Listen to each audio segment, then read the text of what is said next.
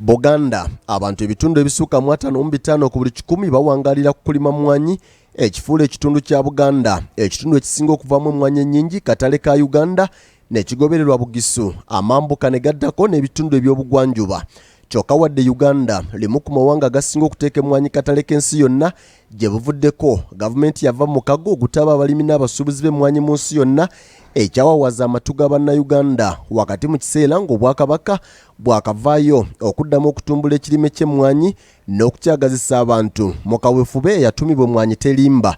Tulina emiganyulo mingi mu kusigala mu International Coffee Organization era bwe tunaavaamu tujja kufiirwa. Bwe tunaavaamu abasuubuzi bangi abazitunda ebweru bayinza okuwandulwa.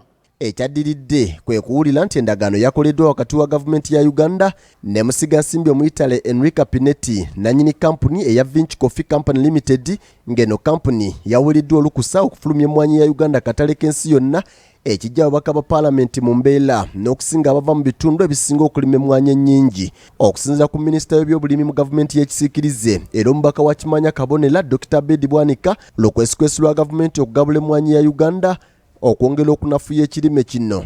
Baagadde okumalamu abantu baffe amaanyi. Njagala kubategeeza abalimi b'emmwanyi mwongere okusimba emmwanyi. Tugenda kulwana paka lwe tunaakakasa nti eno si ye kampuni mu Uganda eteekwa tugulako emmwanyi oba ozisindika wabweru. Omubaka Joyce Bagala ntwatwa alowooza nti luno olutalo ku Buganda eyatongoza enteekateeka ya mmwanyi terimba n'ekigendererwa eky'okutumbula ekirime kino gavumenti mu kadde kano kyeyagala okuddibya. Katikkiro nga yakamala okutongoza mmwanyi terimba abasajja bano baagala tugamba nti mmwanyi erimba kubanga bwe si kyoyagala okugamba lwaki oleeta omuntu omu bannayuganda gwe batamanyi yabaddukanya eby'emmwanyi asalewo nti tewali muntu yenna agenda kugula mmwanyi okujja ng'ono amaze okugamba nti ezo zimala olwo ne mugenda mu kampuni endala. Ababaka okubadde amyuka akulira akabondo k'ababaka ba Buganda Dr. Lulume Bayiga, Hilary Kiyaga, Geoffrey Kayemba Solo, Hassan Kirumira n'abalala bagala endagaano yakoleddwa gavumenti ya Uganda esazibwemu bunnambiro era gavumenti eva ennyonnyole ku beetuli yawadde musigansimbi ono omuli okumala emyaka 10 nga tasasula musolo okozesa amasannyalaze ku busente obutono ddala saako ebirala ababaka bye bagamba nti binyigiriza munnayuganda. Oluvannyuma lw'obuwuka obulumba emmwanyi okugiriira ebbanga eddene nga tetumanyi gye bwava tubaye tukyali ku lutalo olwo ne zireete omutawaana obw'ekiwuka ekisingayo obunene ekizze ne kigamba nti kakati emmwanyi nze kanze ng'embu zitu.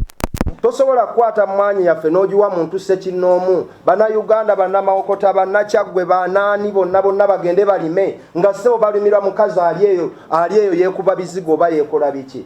President Museveni tujoogeddwa nnyo tulowooza nti kino kye kiseera mukomye ejjoogo lyammwe. Tukimanyi bulungi nnyo nti wano e Uganda omulimi tasoosowazibwa era ensonga lwaki abalimi baavu naye ate ba middlemen oba ababasuubulako ebirime byabwe bo bagagga nnyo.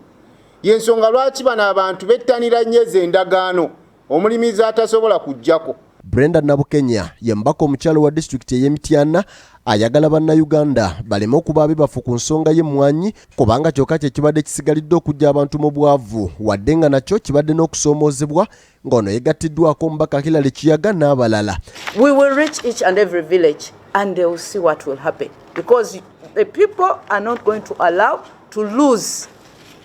Because that's what we are left with. The land has been taken, everything has been taken. We are no longer in the market here. Tukitegedde nti mu ndagaano yakoleddwa wakati wa Uganda ne Vinci Coffee Company Ltd buli munnayuganda asuubula n'okulima emmwanyi agenda kuba aziguza Vinci ku ssente z'anaabagerese ababaka kye bagamba nti kikyamu era bamaliridde okuddukira mu kkooti okuwakanya ensonga eno. Ssesanga batte BBS Telefina, Palamenti. Kale webale nnyo munnaffe bwe kyengayo ne gamboze omu ku bakansala atuula ku